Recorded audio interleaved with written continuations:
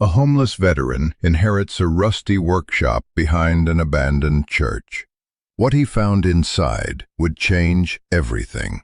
If you've ever felt like you were at the absolute end of your rope, only to have a door open in a place you never expected, then this story is for you. Stick with me, maybe hit that subscribe button, because what happened next wasn't just about an old building. It was about finding a blueprint for a life I thought was over. The call came on a Tuesday. I remember that because Tuesdays were the worst day at the shelter. It was the day they cleaned the floors, and the smell of industrial bleach always clung to the air, a sterile scent that only highlighted the grime it couldn't reach. I was sitting on a plastic bench at the bus station downtown, not going anywhere, just trying to feel the vibration of the city and pretend I was a part of it.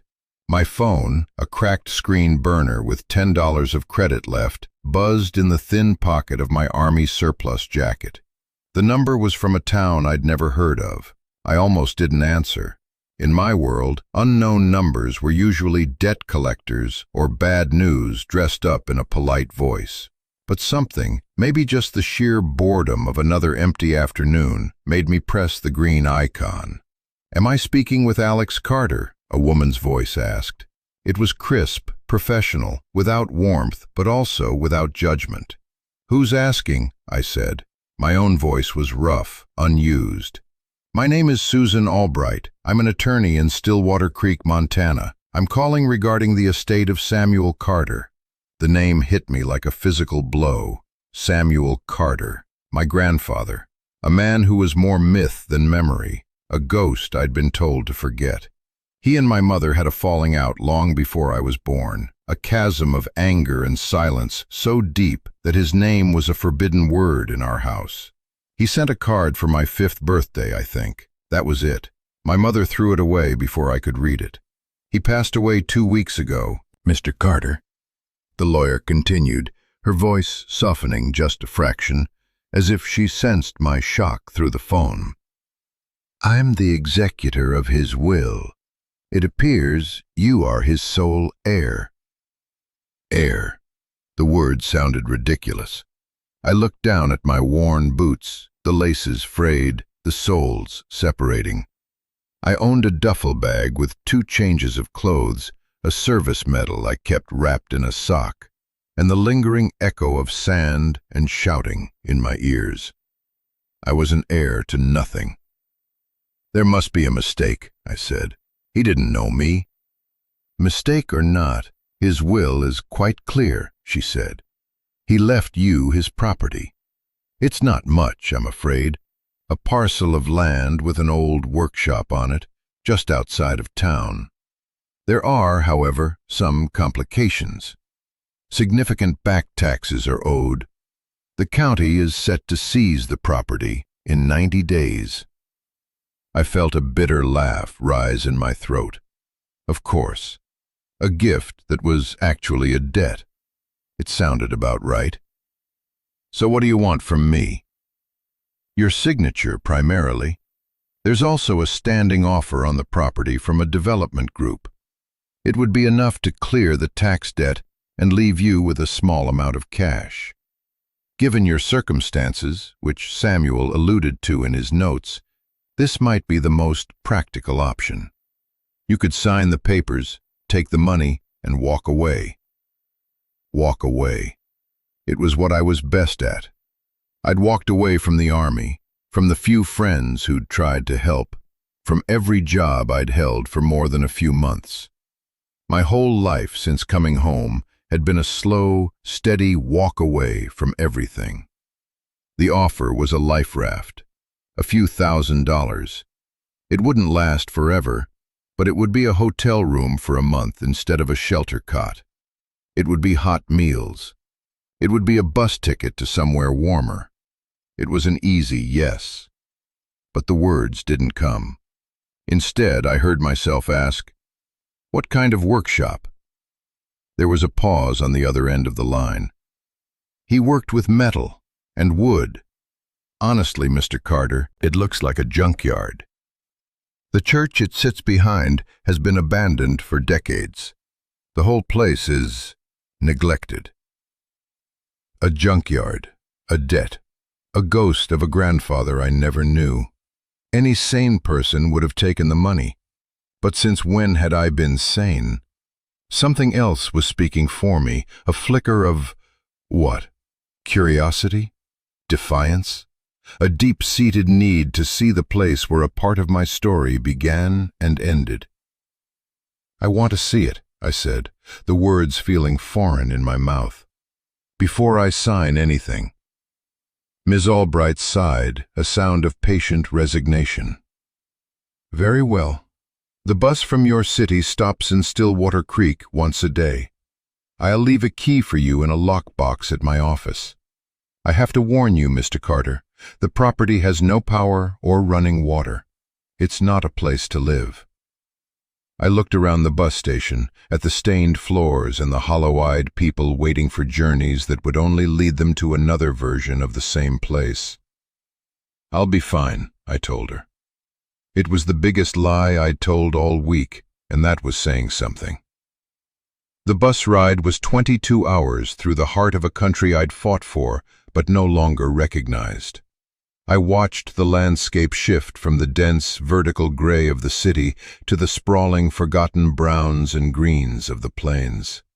We passed through towns with boarded-up storefronts and hollowed-out factories, each one a testament to something that had been lost. I felt a kinship with them. I was a boarded-up storefront, a hollowed-out factory. The engine hummed a monotonous drone, and for the first time in months, I slept without dreaming of the desert. Stillwater Creek wasn't so much a town as a place the road had to slow down for. A single main street held a post office, a diner with a flickering neon sign, a hardware store, and Ms. Albright's law office, a tidy brick building wedged between a laundromat and an empty lot. I pulled my duffel bag from the undercarriage of the bus and stepped onto the cracked pavement. The air was different here. It was clean and sharp, smelling of pine and damp earth, and something else. Something metallic and cold, like winter on the wind. Ms. Albright was exactly as her voice had suggested, a woman in her late 50s, with sharp eyes and a no-nonsense gray pantsuit. She looked at my scuffed boots and my worn jacket, but her expression didn't change. She handed me a small packet of documents and a single, heavy, old-fashioned iron key. "The property is 2 miles north of town," she said, pointing. "Follow this road. You can't miss the church. The workshop is behind it. The developer's offer is in that packet. It expires in 60 days. My number is on the card. Call me when you've made a decision." She didn't offer a ride. She didn't offer condolences. It was business. I appreciated that. Pity felt like sandpaper on my skin. The walk was long. The sun was low in the sky, casting long shadows that stretched like grasping fingers across the road. My duffel bag felt heavier with each step. And then I saw it. The church stood on a slight rise, a skeleton against the bruised twilight sky. It was a classic white clapboard building, but the paint was peeling in long, leprous strips, and the steeple leaned drunkenly to one side. The windows were boarded over, dark and blind. It wasn't just abandoned, it was surrendered. It had given up. And behind it, almost hidden by a stand of overgrown pine trees, was the workshop. It was a long, low building made of corrugated metal, rusted to a deep, angry orange. It looked less like a building and more like a wound on the landscape. A chain-link fence, sagging and tangled with weeds, surrounded the small plot of land. The gate shrieked in protest as I pushed it open. I stood before the wide, double doors of the workshop. They were secured by a heavy chain and a padlock that looked as old and stubborn as the building itself. The iron key Miss Albright had given me felt cold and heavy in my hand. It slid into the lock with a grating sound, like bone on stone. I had to put my shoulder into it, but with a final groaning complaint, the lock clicked open. The air that rolled out from the darkness within was thick and heavy. It smelled of rust, motor oil, sawdust, and something else. Time. The smell of decades of sweat and solitude sealed in the dark. I pulled the heavy door open, and a blade of fading sunlight cut through the gloom, illuminating a universe of dust motes dancing in the air. Miss Albright had called it a junkyard. She wasn't wrong. The space was cavernous, but it was crammed with the ghosts of 1,000 projects. Workbenches overflowed with tools, some so rusted they seemed to be dissolving back into the earth. Stacks of lumber leaned against one wall, warped and gray with age. Sheets of metal, some cut into strange abstract shapes, were piled in a corner. An old engine, its guts exposed, sat on a hoist in the center of the room, like a patient on an operating table. Blueprints, curled and yellowed, were pinned to the walls and scattered across every available surface. It was chaos. It was the inside of a mind that never stopped working, never stopped planning, never stopped building. My first thought was that she was right. Sell it. Take the money and run. This wasn't a legacy. It was a burden. A mess left for someone else to clean up. I started walking through the narrow pathways between the piles of junk, my boots crunching on stray nuts and bolts. I was looking for anything of value, anything I could sell quickly for cash before signing the papers. An old welder, maybe. Some of the hand tools, if they weren't too far gone. But as I moved deeper into the workshop, I started to see the order in the chaos. The tools on one bench were all for woodworking, chisels and planes and saws, arranged in a way that suggested a recent, interrupted task. The tools on another were for metalwork, hammers and tongs and calipers laid out with geometric precision. This wasn't hoarding. This was a life's work. In the back corner, covered by a dusty canvas tarp, I found a workbench that was different from the others. It was clean, almost reverently so. On it sat a single, small, unfinished project. A little bird, carved from a block of dark walnut, its wings half spread as if about to take flight. The craftsmanship was exquisite. The feathers were carved with such delicate precision they looked real. Beside it lay a carving knife, its blade still sharp. It was as if the artist had just stepped away for a moment and would be right back to finish his work. Samuel Carter, my grandfather. I ran my fingers over the smooth, unfinished wood of the bird. A strange ache bloomed in my chest. It was a feeling I hadn't had in years, a mix of sorrow and wonder. Who was this man who could create something so beautiful in the midst of all this rust and decay? The man my mother had described was a monster, a cold and angry man who had ruined her life. But a monster didn't carve birds from wood with the patience of a saint. My foot bumped against something under the bench. I knelt, pushing aside a pile of wood shavings, and saw the corner of a dark green metal box. A military footlocker. It was heavy, and the latch was secured with a small brass padlock. It looked out of place on the dusty concrete floor. A piece of the past deliberately stored away. I spent the next hour searching for a key, but found nothing. Frustration began to build in me, hot and familiar. This was a fool's errand. I was wasting time. I should be on a bus heading south. I grabbed a heavy crowbar from a nearby tool rack. The lock was old. It wouldn't put up much of a fight. I wedged the tip of the crowbar into the hasp and put my weight on it. The metal screamed, groaned, and then, with a sharp crack, the lock broke. I lifted the heavy lid. I don't know what I expected to find. Money, maybe? Old war souvenirs? Something I could sell. But it wasn't any of those things. The footlocker was filled with paper. Stacks of journals bound in worn leather. Bundles of letters tied with twine. Old photographs, their corners curled with age. And resting on top of it all was a single, thick envelope made of heavy manila paper. On the front, in neat, blocky handwriting, were 2 words. For Alex. My heart hammered against my ribs. My name. He had written my name. My hands were trembling as I picked up the envelope. It was unsealed. I slid out the contents. It was a letter, several pages long, written on heavy, cream-colored stationery.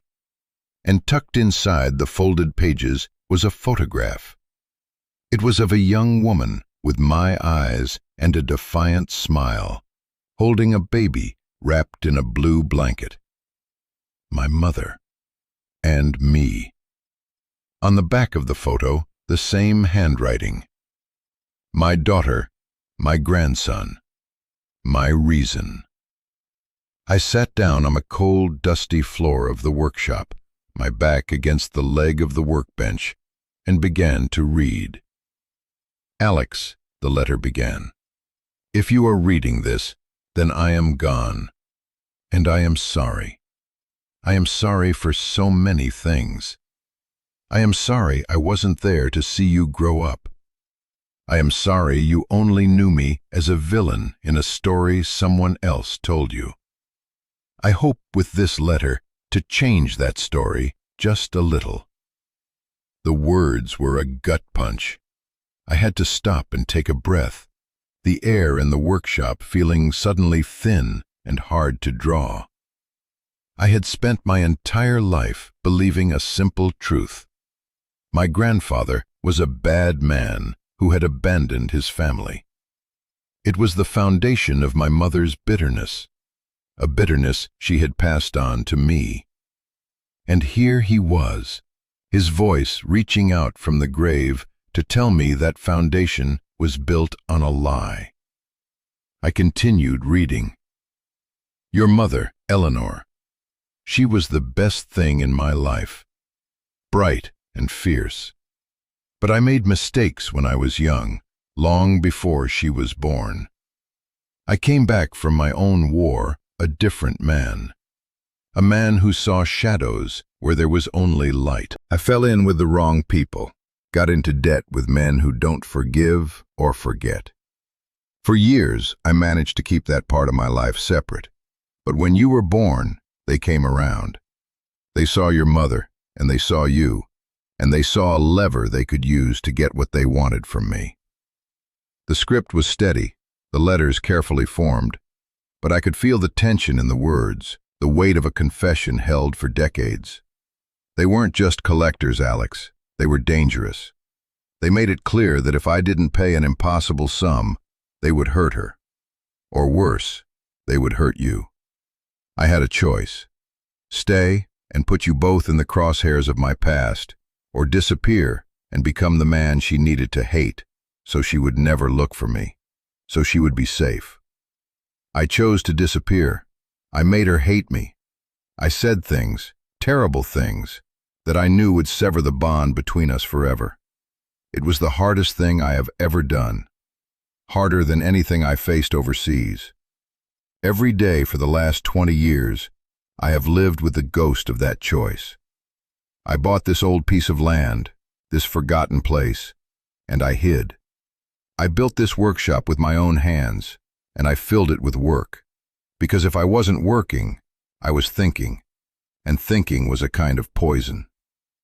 I looked around the cluttered space, no longer seeing junk, but a fortress. A self-imposed prison built to protect the people he loved. Every rusted tool, every stack of wood, every unfinished project was a monument to his sacrifice. He hadn't abandoned his family. He had saved them. The letter went on. I followed your life from a distance. I have a box of photographs, newspaper clippings of your high school football games, your graduation. When I heard you'd enlisted, my heart broke. I knew that war.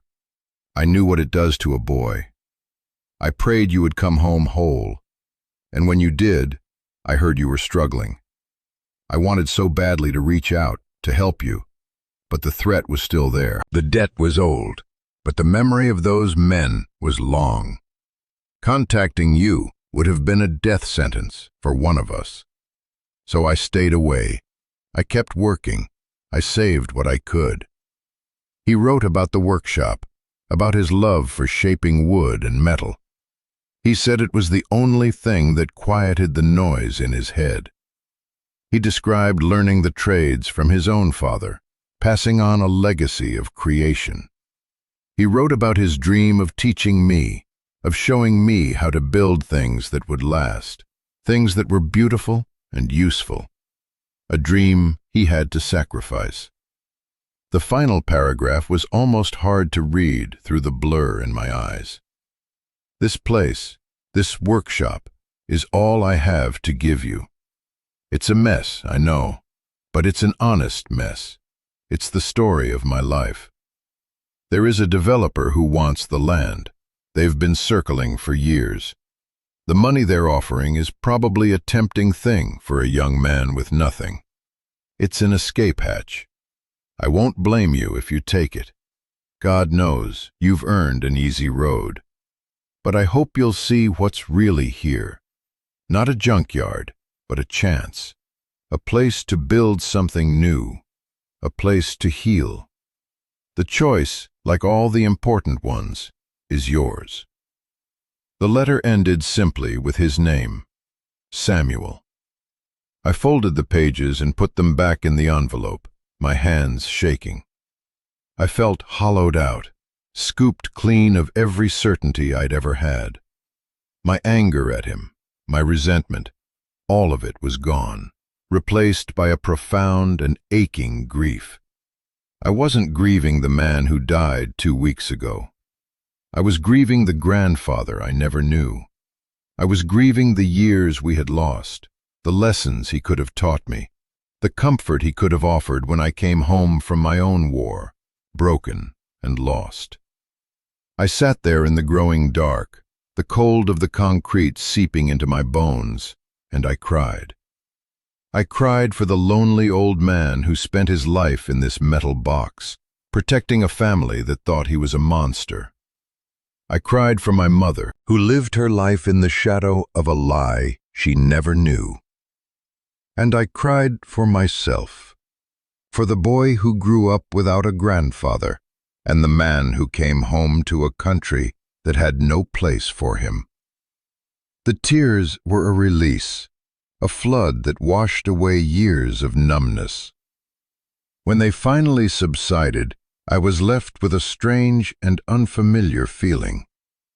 It wasn't happiness, not yet. It was a kind of clarity, a quiet, cold, and solid sense of purpose. The next few days were a blur of discovery. I opened the journals. They were filled not just with his thoughts, but with sketches, designs, and complex mathematical equations. He wasn't just a craftsman, he was an inventor, an artist. He designed a new kind of wood stove that was more efficient, a system for collecting rainwater, intricate metal sculptures that mirrored the shapes of birds and leaves.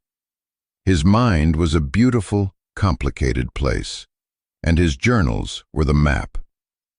I found the photos he'd mentioned. There I was, a gap-toothed kid in a baseball uniform, a sullen teenager at prom, a proud, terrified young man in my army dress uniform. He had been there all along, a silent sentinel watching over a life he couldn't be a part of.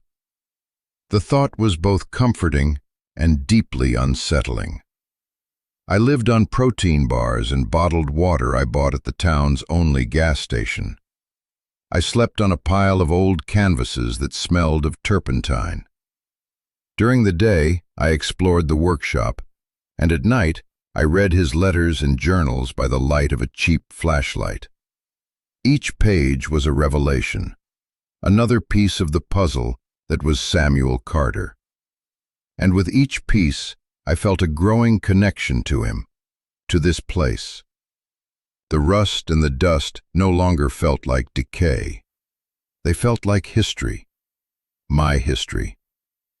The developer's offer sat on a workbench, a crisp white envelope in the middle of the beautiful chaos. It was a constant, nagging presence.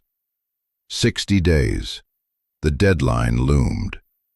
The amount they offered wasn't a fortune, but it was more money than I'd ever had in one place. It was safety. It was a new start somewhere else. Everything logical in me screamed to take it. I was a homeless veteran with no skills beyond the ones the Army gave me, and those weren't much use here. What was I going to do with a dilapidated workshop full of junk?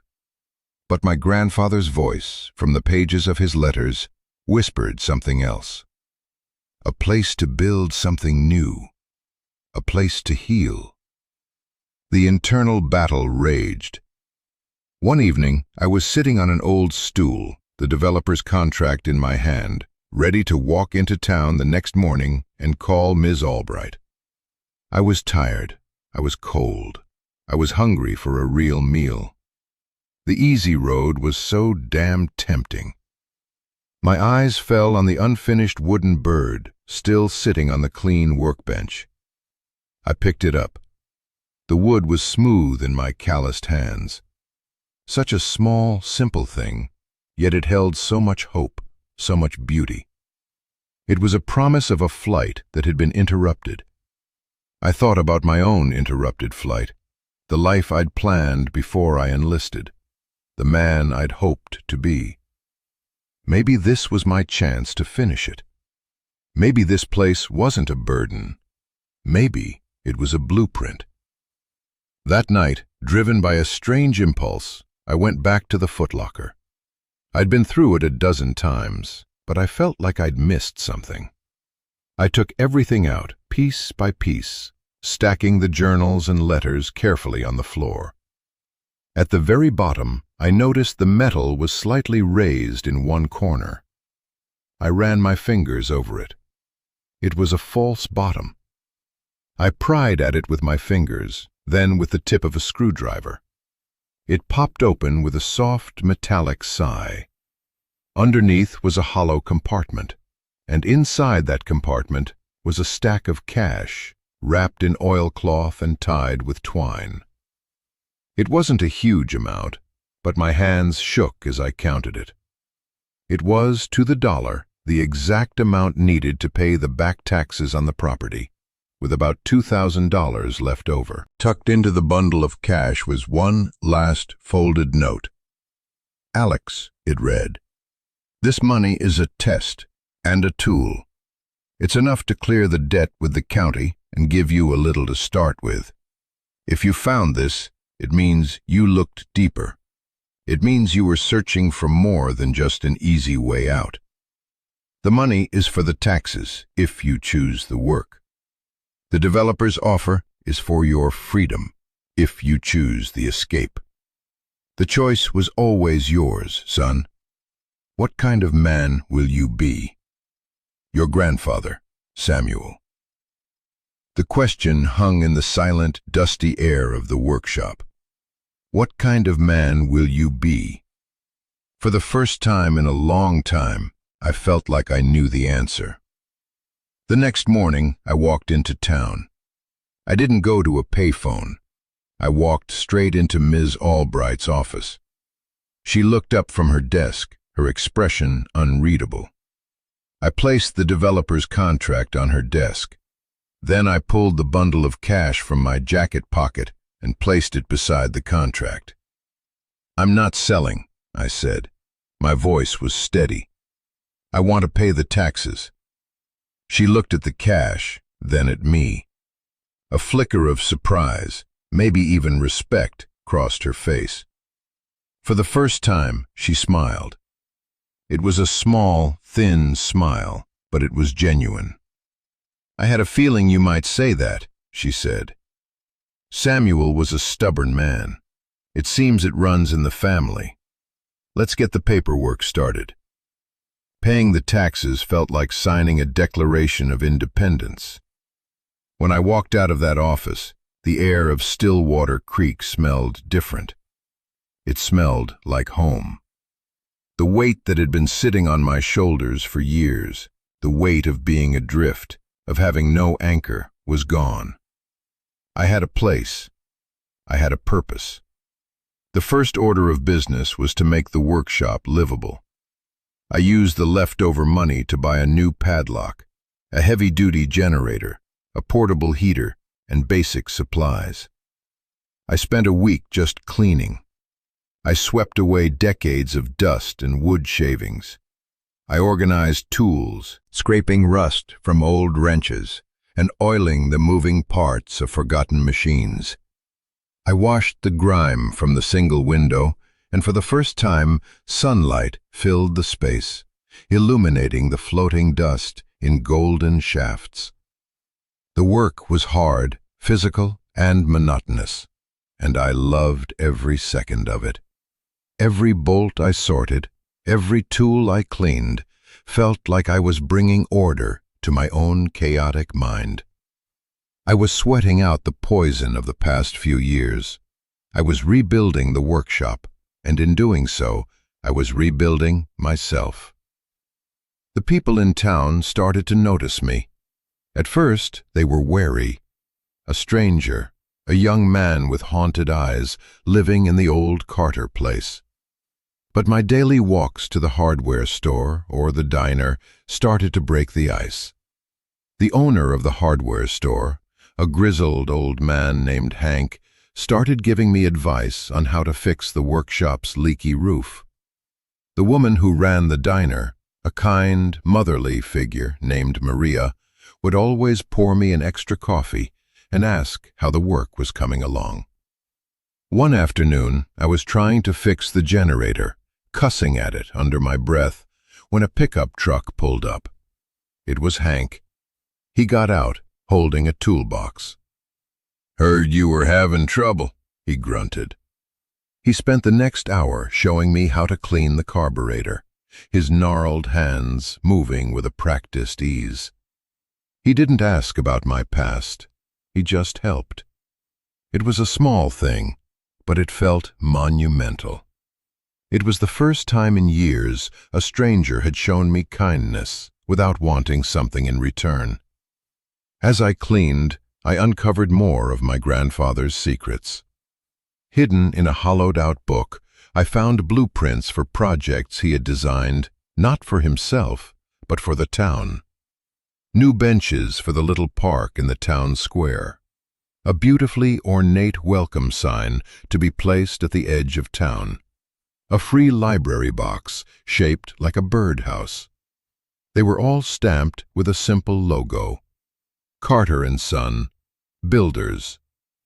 Son. The word hit me harder than the first letter. He had been planning this. He had been hoping, dreaming that one day I would come home and we would build these things together. He hadn't just left me a building, he'd left me a business, a partnership, a legacy to continue. That night, I sat at his clean workbench, the blueprints spread out before me. The developer's offer would have given me a few $1,000s. My grandfather's inheritance gave me something priceless, a reason to get up in the morning. I decided to start with the benches. It seemed like the simplest project, the most achievable. I found the stack of oak he must have bought for the job, aged and perfect. I spent days just studying his plans, his notes, learning the language of his craft. I fired up his old table saw, the blade screaming to life after years of silence. I measured the wood, the old adage, measure twice, cut once, becoming my mantra. The work was slow. I made mistakes. I wasted wood. I got frustrated. But every time I was ready to give up, I would look at the unfinished wooden bird on the workbench, or I would read a page from his journals. His patient, steady voice would guide me. I wasn't just building a bench. I was having a conversation with my grandfather. I was learning who he was through the language he knew best: work. After 2 weeks of long days and longer nights, the first bench was finished. It was far from perfect. The joints weren't as tight as his would have been. The finish was a little uneven, but it was solid. It was strong. It was real. I ran my hand over the smooth, sanded oak, and for the first time since I'd left the army, I felt a sense of pride. I had made something. I hadn't destroyed, or escaped, or hidden. I had built something with my own 2 hands.